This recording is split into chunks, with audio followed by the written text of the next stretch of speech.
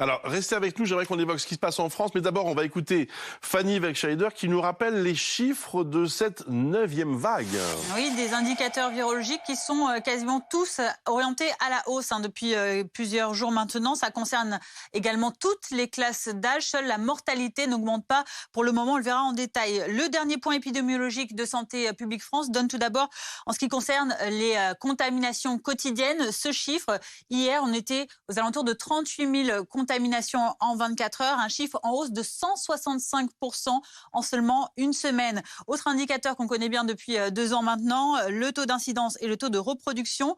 En semaine 46, donc du 14 au 20 novembre dernier, le taux d'incidence, c'est-à-dire le nombre de nouveaux cas positifs pour 100 000 habitants, était de 327, en augmentation de près de 30% en une semaine, alors que le taux de reproduction du virus, le R effectif, c'est-à-dire le nombre de personnes contaminées par une personne malade du Covid, il est de 1,19. On a donc dépassé 1.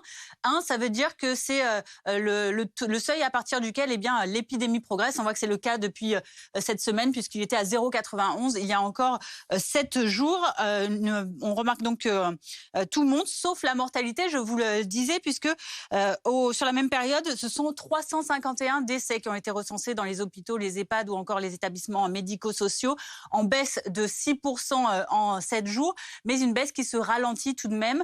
À l'hôpital, de manière générale, on remarque également que les indicateurs sont plutôt à la hausse aussi en ce qui concerne les arrivées et les admissions en soins critiques.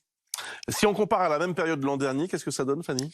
Eh bien, si on regarde le nombre de contaminations quotidiennes moyennes, on est actuellement, je le disais, on va voir sur la barre au bout de la courbe, on est aux alentours, je le disais, de 40 000 nouveaux cas chaque jour. On était à peu près au même niveau en novembre 2021, avant donc une progression, une vague qui a commencé donc à cette période également, qui a atteint un pic très conséquent au début de l'année 2022.